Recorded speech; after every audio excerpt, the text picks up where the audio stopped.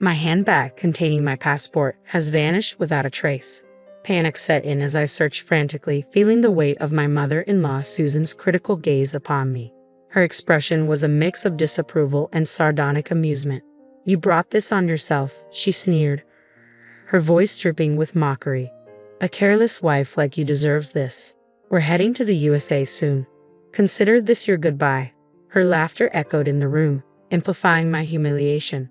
In that moment, the harsh reality struck me. I had made a serious mistake by trusting Susan with my belongings. Her betrayal left me feeling utterly powerless. "My name is Deborah, and I'm 31 years old. I've been married to Gabriel for 2 years, and while we haven't started a family yet, we've built a comfortable life in a town near his parents. Even after our marriage, I've balanced my career with household duties, striving to maintain a sense of harmony. It's been 6 years since my father-in-law passed away, leaving Susan alone. Since then, she frequently visits our home, criticizing my housekeeping, which has become a constant source of stress. 'Why would you quit your job? It's not like it's crucial,' she'd say, inspecting the floors for dust. 'You can't manage both roles effectively, and your housekeeping skills are mediocre at best. Gabriel deserves better,' she'd sigh dramatically, gesturing at the dust. I admit I'm not the best at housework, but being chastised for not dusting felt unfair. I cleaned diligently every morning before work, managing our well-being and home. Yet it seems Susan relished belittling me, perhaps as a way to cope with her own stress. Every day felt like an uphill battle. Then, unexpectedly, Susan proposed a family trip, inviting us to join her and Gabriel's sister's family, Lori. Lori is as gentle as Gabriel, and I always enjoy our time together. However, the thought of traveling with Susan filled me with unease. I'd often confided in Gabriel about her hurtful remarks, so when I voiced my concerns about the trip, he offered a more optimistic perspective. "Mom wants to join us. Maybe she's trying to create positive memories with you. It could be a chance to bridge the gap and build a better relationship," he suggested with an encouraging smile. "You're right," I replied, trying to muster some enthusiasm. "It's our first trip together. Maybe we'll create wonderful memories and break down some barriers." I agreed, buoyed by Gabriel's optimism. Susan took charge of all the planning, from choosing the destination to mapping out the itinerary, leaving us to adjust our schedules to fit hers. "I wonder where Mom has in mind. Hopefully, it's not too pricey," Gabriel mentioned casually. She mentioned New Zealand in her email. I sighed, my apprehensions confirmed. Susan had chosen an extravagant international destination without considering our financial situation. "Well, we can't change it now. Mom picked it, so let's go along with her choice this time," Gabriel reasoned. Understanding his perspective, I managed to finance the trip from our savings. Gabriel, Lori's husband, and I synchronized our vacations, and soon we were set to depart. When we arrived in New Zealand, time flew as we immersed ourselves in the breathtaking landscapes and savored the delicious cuisine. Before we knew it, it was time to head back home. "It was such an amazing trip. I even got quite a tan," Susan exclaimed cheerfully, still enthusiastic even at the airport. "Yes, it was truly fantastic and enjoyable," I replied, trying to match her excitement. However, I couldn't shake a lingering sense of disappointment. "What's bothering you? You seem a bit down," Gabriel observed, noticing my expression. "Well, it's not a big deal," I began, preparing to share my mixed feelings about the trip. "Despite the success, I felt disappointed that I hadn't connected with your mom as much as I'd hoped. We hardly had any private moments to talk during the trip," I told him. He placed a comforting hand on my shoulder and reassured me with a smile.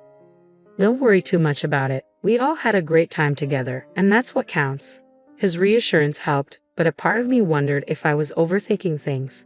As we navigated the busy airport, Susan suddenly announced, "It's quite crowded here. I need to use the restroom before we board." She turned to me, adding, "Deborah, could you hold my bags for me? Everyone leave your bags with her, and let's go together." She handed me her heavy luggage and quickly joined the others heading to the restroom.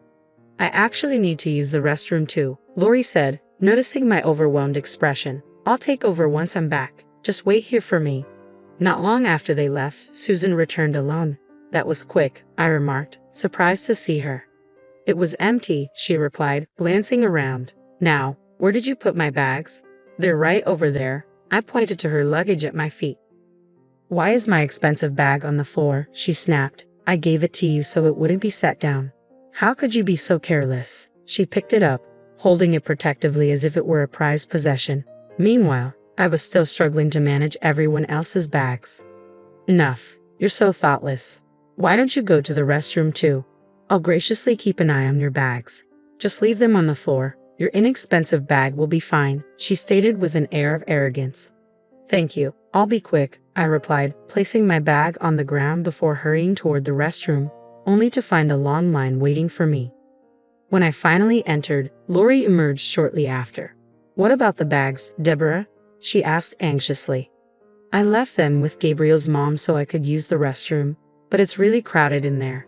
This might take a while, I explained, feeling a bit uneasy despite Susan's earlier claim that the restroom was empty. After what felt like an eternity, I finally made my way back. Lori was waiting for me, clearly not wanting to risk getting lost as she often struggled with directions. Together, we headed back to where we had left Susan, who was standing there alone, with the men nowhere in sight. Thanks for keeping an eye on the bags, I said, scanning the area. Strangely, my bag was missing. I'm certain I left it right here, I said as I checked all the bags, but mine was the only one gone. My bags are gone. You were here the whole time, right? I asked Susan, my voice trembling with panic. Your bag? I don't know. Maybe it was never here, Susan responded coldly, sending a wave of despair through me. No, I know I left it here, right in front of you, I insisted, feeling betrayed. I didn't see anything. Don't blame me, Susan retorted dismissively. I placed it there because you asked me to. What should I do now? My passport was in that bag, I cried out, my distress mounting as my mind raced with panic. Susan sneered at me, her smile dripping with sarcasm. Maybe this is karma for how you treated my bag, tossing it on the floor. A lousy wife like you deserves to suffer the consequences and stay behind in the USA. I don't have time to deal with this. You're on your own, or I'll leave without you, she declared coldly. Goodbye, she laughed mockingly, igniting a surge of anger within me at her callous words. But this wasn't just my problem. My bag contained everyone's passports. Without it, none of us could return to the USA. Susan's expression froze in disbelief. What? Why do you have everyone's passports? She grasped my arm, her voice rising in alarm. Lori, who had been listening intently, stepped in to clarify. We were worried about losing them with all the luggage, so Gabriel took charge of them. You might have forgotten because you were busy, Mom, Lori explained gently. Susan reacted sharply. Is that so? I must have been distracted and forgot, she admitted, her tone shifting as the gravity of the situation dawned on her. But why were the passports with you and not with Gabriel? That's odd. Gabriel had too much to carry, so I've been holding on to them since we left the hotel, I explained calmly, trying to diffuse the tension. Susan's frustration was palpable as she exclaimed, Why didn't you mention something so important? I had no idea your bag contained everyone's passports. I would have kept a closer watch if I had known. I found it hard to believe Susan's sudden concern. What do you mean you took your eyes off my bag? Even if you didn't know about the passports, was my bag stolen? I questioned, looking at Lori, who appeared pale and alarmed. Mom, please explain. Was Deborah's bag stolen?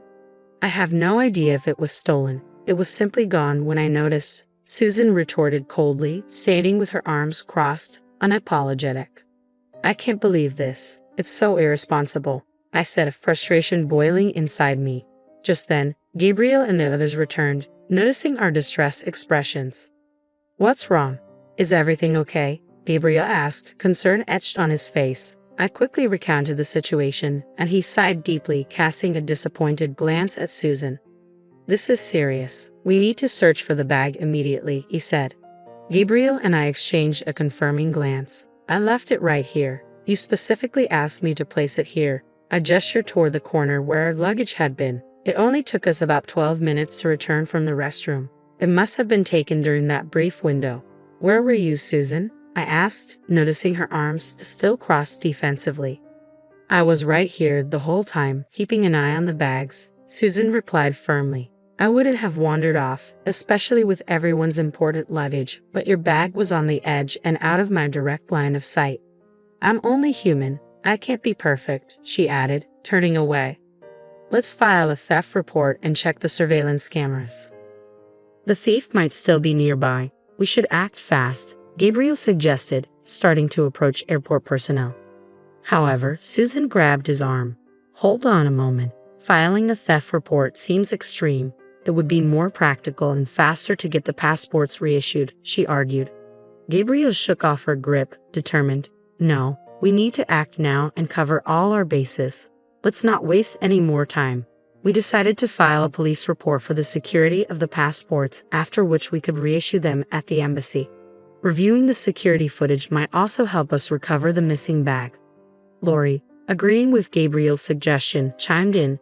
Absolutely, Gabriel. We need to act fast. Susan replied defensively, insisting it was all her fault and that she should be the one to find the thief on her own. She argued that police involvement was unnecessary, her temper flaring as she vehemently pressed her point. That's not fair, Mom. Deborah didn't cause this. It was your responsibility to watch the bags, not hers. Lori cut in, defending me. Exactly, she said, her voice firm. What I wanted to say to Susan was met with Gabriel's support as he placed a comforting hand on my shoulder. Deborah is already taking responsibility. Mom, why are you opposed to reporting the theft? Susan appeared uneasy. I've never dealt with the police before and I'm nervous about it. I think we should try to handle this ourselves, she explained. Fine, I'll help look too. Let's split up and see if we can find anything on our own, Susan suggested, trying to shift the focus back to locating the thief. Just then, a young man approached Susan. There you are. I've been looking for you, he exclaimed, handing her a bag. I found this and thought you might be in trouble for leaving it behind. I'm relieved I found you. Your trip could have been ruined. Stunned, I took the bag from him. Where did you find it? I asked. In the lounge, on a table. I tried to get her attention, but she didn't hear me and walked off into the crowd, he explained. We thanked him profusely before turning to Susan, who was visibly shaken. Mom, what's going on? Why was Deborah's bag left in the lounge? Gabriel asked, his voice trembling with frustration. You left Deborah's bag there on purpose, didn't you? And you hadn't been watching any of our luggage either, have you? The weight of her oversight and its implications hung heavily in the air. It's unbelievable that you would treat Deborah this way, deliberately leaving her bag in a distant lounge to avoid security cameras. You knew they would reveal what happened, Lori said, her gaze locked on Susan with unmistakable disdain. I quickly checked the bag's contents. Passports, wallets, and mobile phones were all safe.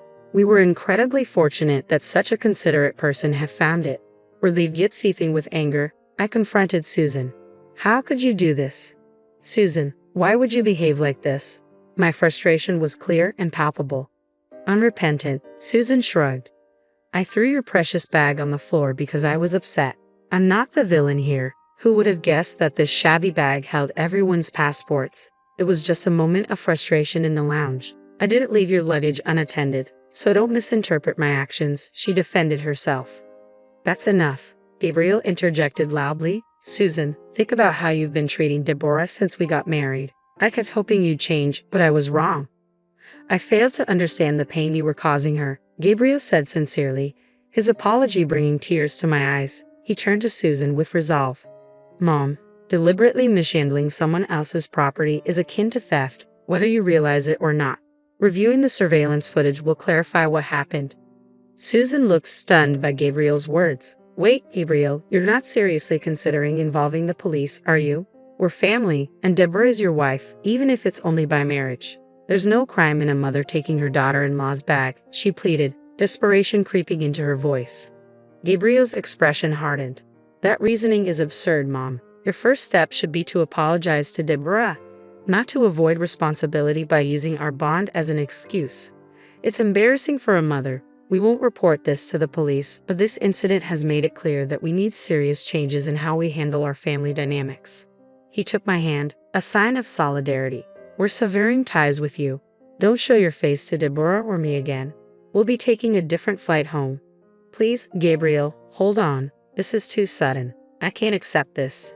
Just give me a chance to apologize and make amends. I'm begging you, Susan pleaded, her voice tinged with remorse. She clung to Gabriel's feet, trying to stop him from walking away. This is disgraceful. Please stop, Lori interjected, her voice breaking as she pulled Susan away, tears streaming down her face. Together with her husband, they escorted Susan away, leaving Gabriel and me alone. Are you sure about this, Gabriel? Cutting ties with your mom? I asked, concern filling my voice. It's necessary. You're the most important person in my life. I should have protected you better, he replied, embracing me warmly. We managed to book a different flight home, returning to our normal lives without Susan's shadow hanging over us. Lori also decided to distance herself from their mother. We moved far away from Gabriel's family home, completely severing ties with Susan. 8 months after our trip to New Zealand, I discovered I was pregnant. Susan would never know or meet this child. In our peaceful new town, free from her influence, we looked forward to our future. My only wish was for Gabriel, our baby, and me to live happily together, free from the turmoil of the past.